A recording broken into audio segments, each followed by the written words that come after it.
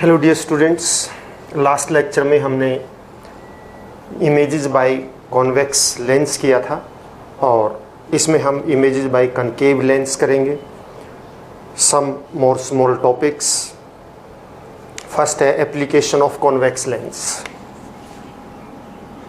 Applications of convex lens मतलब convex lens कहाँ कहाँ यूज होता है। Number 1, convex lens is used in spectacles.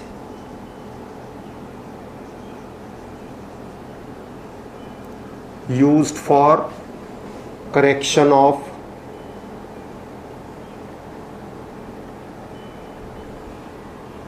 Hypermetropia.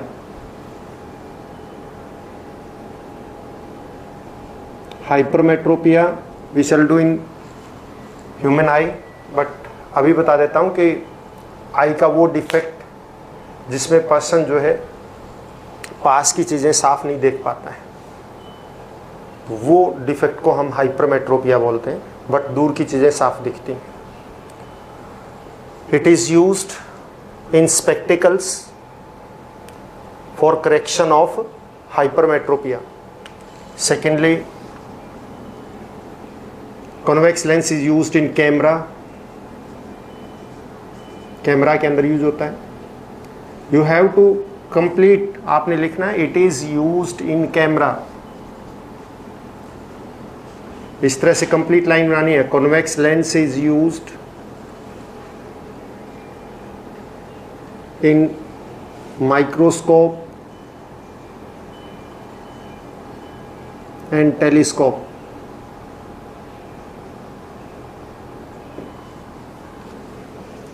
It is used by palmists, watchmakers, etc. क्योंकि palmist जो है लाइनों को देखने के लिए यूज करते हैं। वॉच मेकर बहुत स्मॉल मैकेनिज्म होता है वॉच का, उसको देखने के लिए उसमें स्मॉल पार्ट्स हैं, उनको देखने के लिए कॉन्वेक्स लेंस का यूज करते हैं। ये मेजर यूज है। और इसके बाद है स्नेल्स लॉ, जो हम कर चुके हैं, बट नेम से नहीं किया, इस करके हमें न्यू लग रहा है। Snell's law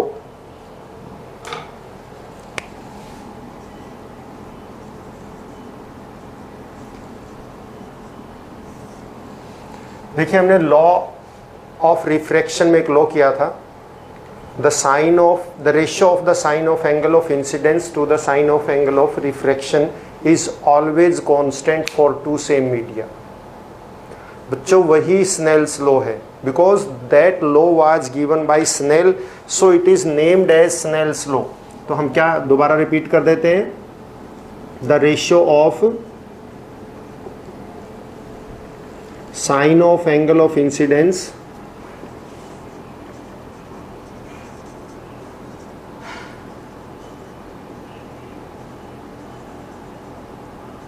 that is I to the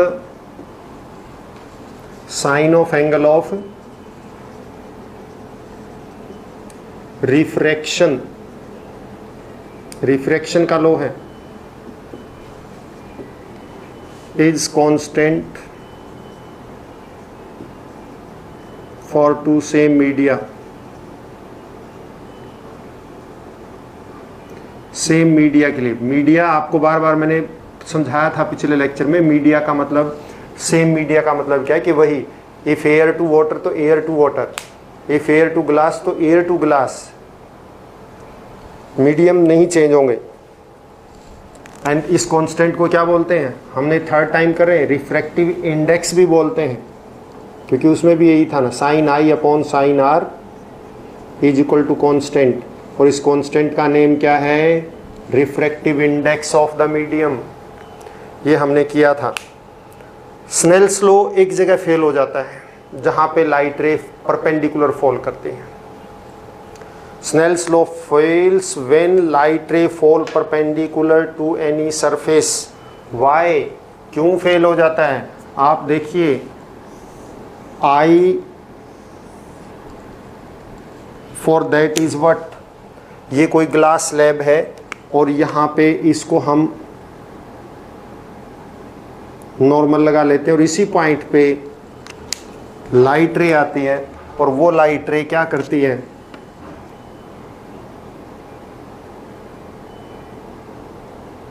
उसने किसको कवर कर लिया,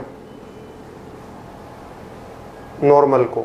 मतलब what is angle between normal and, मैं साइड में से दिखा देता हूं आपको कि नॉर्मल भी यही था, ठीक उसके ऊपर इंसिडेंट रे आ गई। तो what is I hear, I is 0 because angle of incidence क्या होता है, it is angle between normal and incident ray. तो नॉर्मल एंड इंसिडेंट रे में कोई एंगल नहीं है, that is 0। So i 0 here, r is also 0।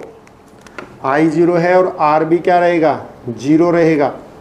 आई और are दोनों ही 0 रहेंगे।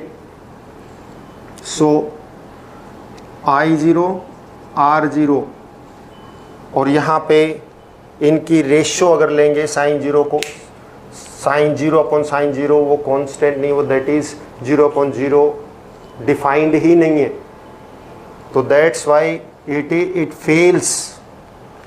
प्रैक्टिकली मैंने मैथमेटिकली बता दिया कि साइन 0 अपॉन साइन 0 मतलब 0/0 मीन्स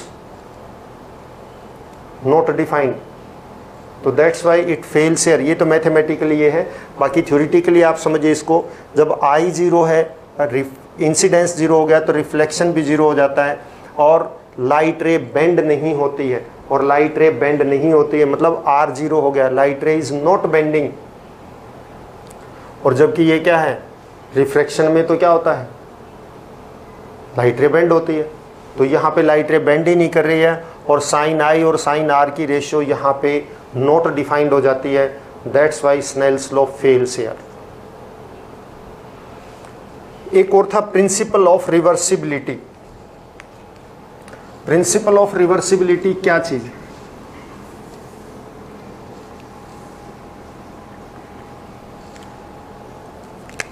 प्रिंसिपल ऑफ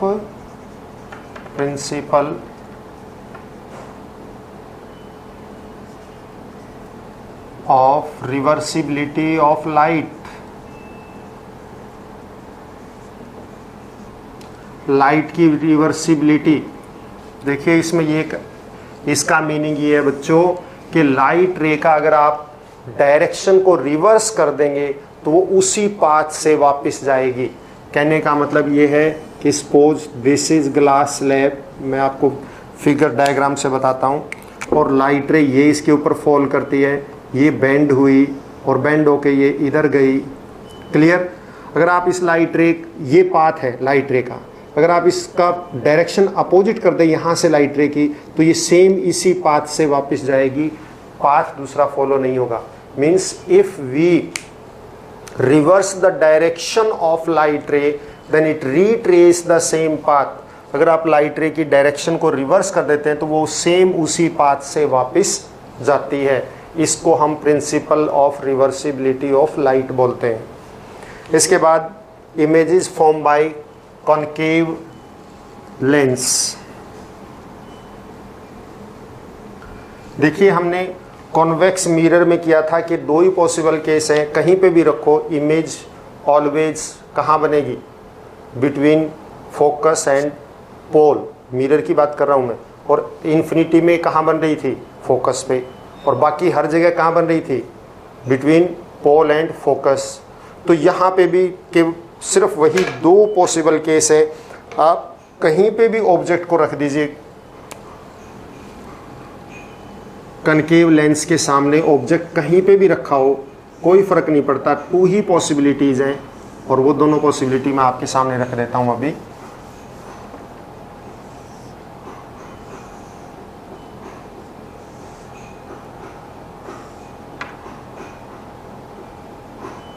सपोज ये कनकेव लेंस है और ये हम मान लेते हैं क्या है, प्रिंसिपल एक्सिस, और इस प्रिंसिपल एक्सिस पे ऑब्जेक्ट रखा है इन्फिनिटी पे। इन्फिनिटी पे ऑब्जेक्ट होगा तो बच्चों लाइट रेज क्या आएंगी, पैरेलल आएंगी।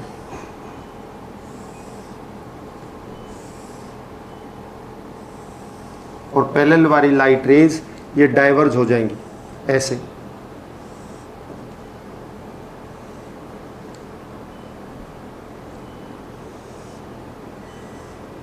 ऐसे डाइवर्ज हो जाएंगी। और इनको बैक, जो लाइट रेज डाइवर्ज हो जाती हैं वो ऑलवेज एक पॉइंट से आती हुई हमें अपीयर होती हैं, उधर तो मीट करेंगी नहीं। These will appear coming from a point at the back, पीछे से आती हुई एक पॉइंट से फील होती हैं, और वो ये पॉइंट जहाँ से आती हुई फील होती हैं इसको हम बोलते हैं फोकस। तो फोकस से आती हुई फील होती हैं। If object is placed at infinity, जब ऑब्जेक्ट इंफिनिटी पे होगा, बहुत ज़्यादा लार्ज डिस्टेंस पे होगा, तो लाइट रेज क्या बन जाएंगी, पैरेलल बन जाएंगी। और ये पैरेलल वाली लाइट रेज जैसे कनकेव लेंस के ऊपर फॉल करती हैं, तो कनकेव लेंस क्या है, डाइवर्जिंग लेंस है, वो लाइट रेज को क्या करेगा, डाइवर्ज कर देगा। लाइट रेज को क्या कर देगा, डाइवर्ज कर देगा। और जब ये आईज में पहुंचते हैं तो हमें ऐसा लगता है कि ये एक पॉइंट से आ रही हैं, क्योंकि डाइवर्जिंग है तो वो एक पॉइंट से आती हुई दिखती हैं, और वो पॉइंट है focus. So image of the object is formed at focus when object is placed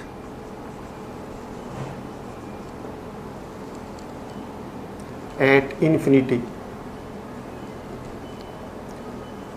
in front of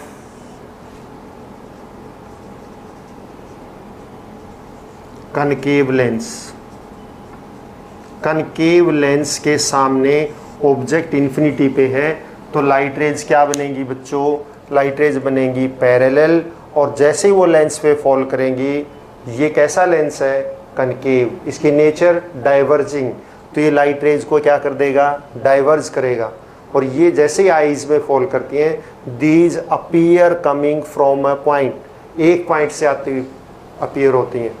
और पैरेलल लाइट रेज जो है ऑलवेज फोकस से आती हुई अपीयर होती हैं। So image form at focus, image कहाँ बनती है, फोकस पे बनती हैं। नंबर 2, वेरी वेरी स्मॉल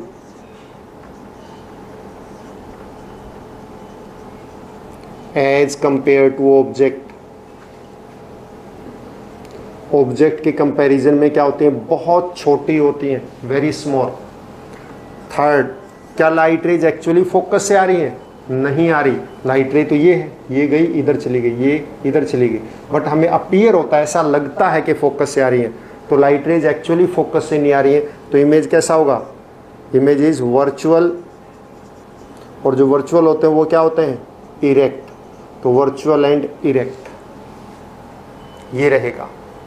तो जब ऑब्जेक्ट इन्फिनिटी पे हो, लाइट रेज पैरेलल आएंगी, ये डाइवर्ज होंगी कनकेव लेंस में से, और ये फोकस से आती हुई अपीयर होंगी। So image is formed at focus, image is very very small as compare to object, मतलब हाईली डिमिनिश्ड, बहुत छोटा होगा, और वर्चुअल एंड डायरेक्ट होगा। वर्चुअलिटी कैसे पता लगी, क्योंकि लाइट रेज यहाँ से नहीं आ रही हैं। इसके बाद object is placed anywhere in front of concave lens. Concave lens के सामने कहीं पे भी रखा हुआ है, कोई भी पोजीशन हो, चाहे वो बियॉन्ड सेंटर ऑफ कर्वेचर हो यानी 2f हो, चाहे एट 2f हो, चाहे f एंड 2f के बीच में हो, चाहे f पर हो, चाहे f और ऑप्टिकल सेंटर के बीच में हो, कहीं पे भी हो, नो मैटर। इसलिए हम सबका कॉमन लिख देते हैं। When object is placed in front of concave lens, बच्चों कॉनकेव लेंस के सामने रखा है। हम चाहे वो पोजीशन कोई भी हो, चाहे आप इनको अलग अलग वही 5 केसेस के अंदर, क्योंकि एक तो हमने कर लिया है, 5 केसेस में कर लीजिए, हर एक का एक ही रिजल्ट आएगा, और वो देखिए ऐसे बनेगा। ये है हमारा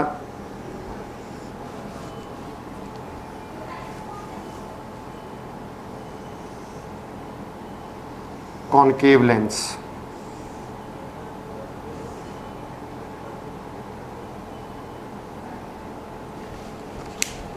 और ये प्रिंसिपल एक्सिस, ये ऑप्टिकल सेंटर से हम इसमें यहाँ पे लगा लेते हैं, ये इसका फोकस, ये 2f, इधर ये f और ये 2f, ये डजेंट मैटर, कोई मैटर नहीं करता, कहीं पे भी हो, f कहीं पे भी हो, 2f कहीं पे, मतलब सॉरी ऑब्जेक्ट कहीं पे भी हो, f पर हो चाहे 2f पर हो, f 2f, तो ऑब्जेक्ट कहीं पे भी रखा हो, चाहे यहाँ है चाहे यहाँ पे है चाहे यहाँ पे है चाहे इस पे है चाहे इस पे हो, कोई मैटर नहीं है, कोई फर्क नहीं पड़ता, ऑब्जेक्ट को हम कहीं पे भी रख दीजिए, ये ऑब्जेक्ट है। वही सिस्टम यूं का तू एक, तो क्या लाइट रे पैरेलल जाएगी, वन लाइट रे विल मूव पैरेलल, रूल वही है, ये light ray parallel to principal axis जा रही है, और ये पैरेलल टू प्रिंसिपल एक्सिस है, तो ये ऐसे डाइवर्ज हो जाएगी। दूसरी लाइट रे हमने कहाँ से पास की, ऑप्टिकल सेंटर से, ये गई, ये दोनों लाइट रेज डाइवर्ज हो गई, ऑप्टिकल सेंटर से जो पास करेगी वो बेंड नहीं होती, यहीं पे स्नेल्स लॉ फेल होता है। अब ये लाइट रे जो है ये डाइवर्ज हो रही है, ये इधर से आती हुई अपीयर हो रही है, और ये कहाँ से आती है, बेंड होती हुई, तो हमें कभी भी कोई लाइट रे नहीं अपीयर होती, हमें तो वो सीधी अपीयर होती है, वो that appear coming from focus, वो हमें यहाँ फोकस से आती हुई अपीयर होती है। ये लाइट रे यहाँ से आती हुई अपीयर होगी, ये लाइट रे इधर से आती हुई अपीयर होगी, और इमेज बनेगा यहाँ पे, जहाँ पे दोनों लाइट रेज क्या कर रही हैं, इंटरसेक्ट कर रही हैं, यहाँ पे ये इमेज बनेगा, and this is the A dash B dash image. बच्चों ऑब्जेक्ट कहीं पे भी रख लीजिए, ऑलवेज वन लाइट रे ऐसे पैरेलल जाएगी, वो फोकस से आती हुई अपीयर होगी, अनदर लाइट रे जो है वो ऑप्टिकल सेंटर से जाएगी, जहाँ पे दोनों का क्रॉस होगा, जहाँ पे दोनों डाइवर्ज होती हुई अपीयर होंगी, जहाँ से वहीं पर इमेज बनेगा, और ये ऑलवेज कहाँ रहेगा, between optical centre and focus रहेगा, ऑलवेज यहाँ रहेगा, ऑलवेज डिमिनिश्ड रहेगा। ऑब्जेक्ट कहीं पे भी रखा हो other than infinity, always image कहाँ बनेगा, फोकस एंड ऑप्टिकल सेंटर के बीच में। कनकेव लेंस के लिए बात कर रहा हूँ, और कॉन्वेक्स मिरर में भी ऐसा ही होता है। दूसरा, इमेज ऑलवेज क्या बनेगा, डिमिनिश्ड, स्मॉलर देन ऑब्जेक्ट बनेगा, ऑलवेज वर्चुअल एंड इरेक्ट होगा। सो इमेज फॉर्म्ड, देखिए नंबर 1, इमेज इज फॉर्म्ड कहाँ बनता है, ऑलवेज सबके लिए एक ही केस है, between focus and optical centre. Second, image is diminished, मतलब स्मॉलर देन ऑब्जेक्ट रहेगा। Third, image is virtual and direct.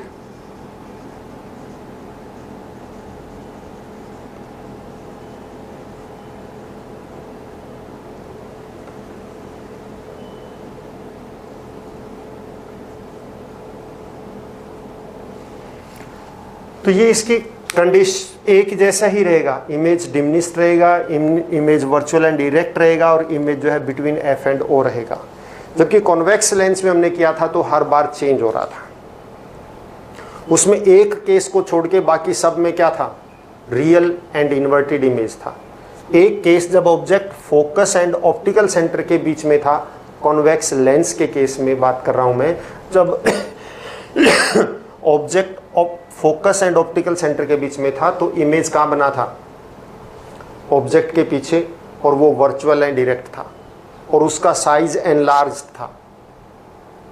मतलब कॉन्वेक्स लेंस के केस में एक ही केस ऐसा है जिसमें वर्चुअल एंड डायरेक्ट इमेज बनता है, और वो इमेज एनलार्ज्ड होता है। ध्यान देने की बात है, यहाँ पे इमेज वर्चुअल है, सारे ही वर्चुअल एंड डायरेक्ट इमेज बनते हैं, बट सारे के सारे क्या हैं, डिमिनिश्ड हैं। कन्वेक्स लेंस में एक ही इमेज वर्चुअल बनता है, एक ही इमेज डायरेक्ट बनता है। वो virtual and direct image object से क्या होता है, एनलार्ज होता है, बड़ा होता है। और कनकेव लेंस में सारे के सारे इमेज वर्चुअल एंड डायरेक्ट होते हैं और सारे के सारे इमेज जो है क्या होते हैं, डिमिनिश्ड होते हैं।